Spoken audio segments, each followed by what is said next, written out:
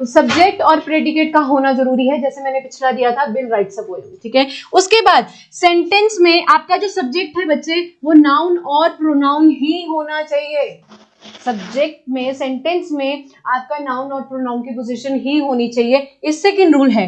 Third rule है कि वो ये स्ट्रक्चर फॉलो करे, सब्जेक्ट वर्ब और ऑब्जेक्ट का फॉलो करे, तभी जाके हम उसको क्या बोलते हैं कि वो एक सेंटेंस है, ठीक है। ये मैंने आपको 3 बेसिक रूल बता दिए, ठीक है। Let's have a look to the statement.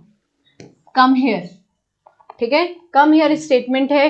अब आप मुझे बताओ कि इसमें सब्जेक्ट कौन सा है, प्रेडिकेट कौन सा है। Let them handle it, come on. Subject भी बताओ और प्रेडिकेट भी बताओ। अभी मैंने आपको बताया सब्जेक्ट नाउन एंड प्रोनाउन होता है, सो दैट विल बी। और एक सेंटेंस में सब्जेक्ट का होना और प्रेडिकेट का होना बहुत जरूरी है बच्चे, बिना उन दोनों के स्टेटमेंट नहीं बन सकती। कम ऑन, आपके सामने स्टेटमेंट है come here with a sign of exclamation, तो इसको कुछ मत समझना बिकॉज ये पंक्चुएशन है, बहुत इजीली हैंडल की जाती है, तो इसको कह सकते हैं कि एक्सक्लेमेटरी स्टेटमेंट है, there is no issue in that. अब मुझे सब्जेक्ट भी चाहिए, मुझे प्रेडिकेट भी चाहिए, कम ऑन। और प्लीज थोड़ा ध्यान देखते हुए चलना कि ये वाला स्ट्रक्चर फॉलो हो जाना चाहिए। अब मुझे प्लीज बताइए कम हियर में सब्जेक्ट कौन सा है, प्रेडिकेट कौन सा है। थोड़ा मैं हेल्प कर देती हूँ।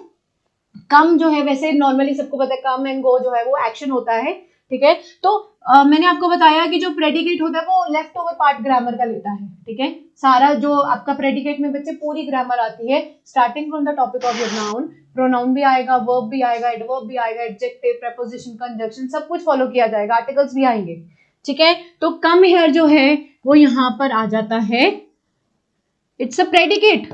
Are you getting the point. आपका कम हियर प्रेडिकेट है, अकॉर्डिंग टू द रूल ये आपका वर्ब है, और ऑब्जेक्ट मिसिंग है, वो वर्ब बताता है, वर्ब के टॉपिक को भी मैं छेड़ूंगी नहीं। और जो हेयर है बच्चे यहाँ पर, here is your adverb of place, here आपका एडवर्ब ऑफ प्लेस है, ठीक है। तो प्रेडिकेट तो हमें मिल गया, बात खत्म हुई। अब सब्जेक्ट लाया जाए। आपने जो बात बोली अब आप उसको शुरू कर सकते हैं। बिल्कुल, आपने जो बात बोली, हाँ, तो सब्जेक्ट वर्ब और ऑब्जेक्ट जो है बच्चे ये एक रिजिड स्ट्रक्चर है आपके कोई भी सेंटेंस का, इससे कोई हिला नहीं सकता। Let me clear this thing, इससे कोई हिला नहीं सकता, ये बहुत ही हार्ड एंड फास्ट रूल है, इससे आप हटके ग्रामर हैंडल नहीं कर पाओगे, आपको यही चीज फॉलो करनी पड़ेगी। बट उसके अकॉर्डिंग अगर ऐसी स्टेटमेंट आ जाए तो आप बोल सकते मैम सब्जेक्ट तो है ही नहीं, बिकॉज देखो सब्जेक्ट की पोजीशन यहाँ पर होनी चाहिए जो कि है नहीं। मैं कम को सब्जेक्ट नहीं बोल सकती बिकॉज वो वर्ब है, ठीक है। मैं हियर को सब्जेक्ट नहीं बोल सकती बिकॉज वो एडवर्ब ऑफ प्लेस है। और दूसरी बात यहाँ पर आ रहा है हेयर, सब्जेक्ट यहाँ कभी नहीं जाएगा बच्चे, किसी भी हालत में सब्जेक्ट यहाँ नहीं जा सकता, सब्जेक्ट को तो फर्स्ट पर ही आना है। अब यहाँ पर ये बात है कि कम हियर जो है, मैंने आपको बताया कि कोई भी स्टेटमेंट बोली जाती है, लिखी हुई स्टेटमेंट को भी पहले बोलते हो फिर उसको सॉल्व करते हो। So let's have a look. मैंने बोली स्टेटमेंट कम हियर, किसने बोली, मैंने बोली। मैं कौन हूं, I am the noun, I am the first person बच्चे, मैं नाउन प्रोनाउन दोनों को हैंडल करती हूं, तो मेरा यहाँ सब्जेक्ट क्या माना जाएगा, hidden. Are you getting the point बच्चे। स्टेटमेंट कोई ना कोई बोलता जरूर है, चाहे कुछ भी हो जाए, अगर वो बोली जाएगी ना स्टेटमेंट तो वो आप खुद बोल रहे हो। और हमेशा याद रखना कभी भी स्टेटमेंट सेकंड या थर्ड से नहीं शुरू होती, कन्वर्सेशन हमेशा फर्स्ट पर्सन से शुरू होती है। तो फर्स्ट पर्सन अगर मैं हूं तो मेरी पोजीशन तो है कि नहीं है ग्रामर में, मैं नाउन की पोजीशन होल्ड करती हूँ बिकॉज मेरा प्रॉपर नाउन है, ठीक है। मैं प्रोनाउन की पोजीशन होल्ड करती हूँ बिकॉज मुझे शी में बोला जा सकता है, तो why not I am holding the position of subject, बिल्कुल होल्ड की जाएगी।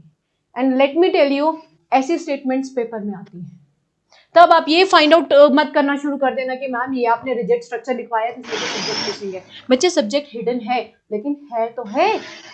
तो ये क्राइटेरिया फुलफिल हुआ कि हर एक स्टेटमेंट का सब्जेक्ट और प्रेडिकेट होता है बच्चे, कोई भी स्टेटमेंट